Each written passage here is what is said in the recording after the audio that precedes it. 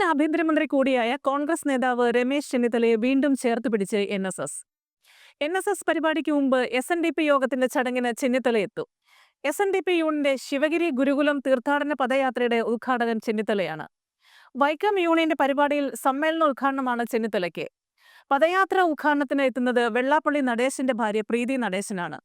ഇതിൽ നിന്നും SNDP യോഗ നേതൃത്വത്തിന്റെ അറിവോടെയാണ് ചെന്നിത്തലയെ പരിപാടിക്ക് വിളിക്കുന്നതെന്ന് വ്യക്തമാവുകയാണ്. കുറച്ചു കാലമായി കേരളത്തിലെ രാഷ്ട്രീയത്തിൽ നിന്നും ചെന്നിത്തലയെ ചിലർ മാറ്റി നിർത്തുന്നുവെന്ന ചർച്ചയുണ്ടായിരുന്നു. ലോക്സഭാ തിരഞ്ഞെടുപ്പ് കാലത്ത് മഹാരാഷ്ട്രയിലായിരുന്നു ചുമതല. വയനാട്ടിലും പാലക്കാടും ചേലക്കരയിലും ഉപതെരഞ്ഞെടുപ്പ് നടക്കുമ്പോഴും ചെന്നിത്തല മഹാരാഷ്ട്രയിലായിരുന്നു. അവിടെ കോൺഗ്രസ് മുന്നണി നിയമസഭാ തെരഞ്ഞെടുപ്പിൽ തോറ്റു. ഇതോടെ ചെന്നിത്തലയുടെ കാലം കഴിഞ്ഞെന്ന വിലയിരുത്തലുകൾ പ്രചരിപ്പിക്കാൻ ചിലർ ശ്രമിച്ചു. ഇതിനിടെയാണ് മണിയാർ വൈദ്യുതി ഇടപാടിൽ ആരോപണവുമായി ചെന്നിത്തല എത്തിയത്. തെളിവടക്കം പുറത്തുവിട്ടു. കൊച്ചിയിലെ സ്മാർട്ട് സിറ്റിയിലും കത്തികയറി. ഇതോടെ പ്രതിപക്ഷത്തെ പ്രധാന ശബ്ദമായി ചെന്നിത്തല മാറി. പിന്നാലെ NSS ക്ഷണവും എത്തി. മന്നം ജയന്തിയിൽ മുഖ്യപ്രഭാഷകനായാണ് ചെന്നിത്തലയെ ക്ഷണിച്ചിരിക്കുന്നത്. ജനുവരി 2-ന് പെരുന്നയിൽ ചേരുന്ന സമ്മേളനത്തിൽ ചെന്നിത്തല പങ്കെടുക്കും. പരിപാടിയുടെ നോട്ടീസ് പുറത്തിറക്കി. ഇതിന് പിന്നാലെയാണ് അതിനു മുമ്പുള്ള പരിപാടിയിലേക്ക് SNDPയും ചെന്നിത്തലയെ ക്ഷണിക്കുന്നത്. ഇതോടെ ഈ സമുദായത്തിനും ചെന്നിത്തലയോട് താല്പര്യമുണ്ടെന്ന് വ്യക്തമാവുകയാണ്. ആലപ്പുഴയിലെ ഹരിപ്പാട് MLA ആണ് ചെന്നിത്തല.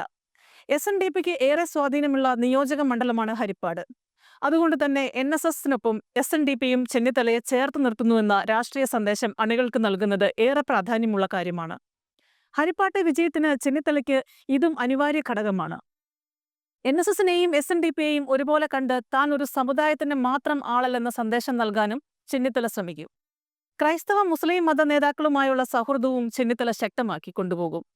ഒരു സമുദായത്തിന്റെ മാത്രം ആളായി തളയ്ക്കാനുള്ള ശ്രമങ്ങൾ ഉണ്ടാകുമെന്ന തിരിച്ചറിവിൽ ചെന്നിത്തല വ്യക്തമായ പദ്ധതികൾ ഇതിനുവേണ്ടി തയ്യാറാക്കുമെന്നും സൂചനയുണ്ട്. ചെന്നിത്തലയുടെ ഒരു അതൃപ്തിയുമില്ലെന്ന സന്ദേശമാണ് വെള്ളാപ്പള്ളിയും സുകുമാരൻ നായരും നൽകുന്നത് എന്നതാണ് വസ്തുത. ഉമ്മൻചാണ്ടി മന്ത്രിസഭയിൽ താക്കോൽ സ്ഥാന വിവാദമുണ്ടാക്കി NSS നിലപാട് സ്വീകരിച്ചിരുന്നു. ഈ പരാമർശത്തെ ചെന്നിത്തല പിന്നീട് തള്ളിപ്പറഞ്ഞതായിരുന്നു അകൽച്ചയ്ക്ക് കാരണം. 11 വർഷത്തെ ഇടവേളയ്ക്ക് ശേഷമാണ് ചെന്നിത്തല NSS വേദിയിലെത്തുന്നത്. പ്രതിപക്ഷ നേതാവ് VD സതീശനുമായി NSS നല്ല ബന്ധത്തിലല്ല. അതിനിടെയാണ് ചെന്നിത്തലയെ NSS വീണ്ടും ചേർത്ത് പിടിക്കുന്നത്. ഉമ്മൻചാണ്ടി മന്ത്രിസഭയിൽ രമേശിന് താക്കോൽ സ്ഥാനം നൽകണമെന്ന G. സുകുമാരൻ നായരുടെ പ്രസ്താവനയോടെയാണ് രമേശും NSS നേതൃത്വവും തമ്മിലുള്ള അകൽച്ചയ്ക്ക് തുടക്കമാകുന്നത്. വീണ്ടും ഒരു ജനുവരിയിലാണ് അവർ ഒന്നിക്കുന്നത്. 2013 ഒരു ജനുവരി.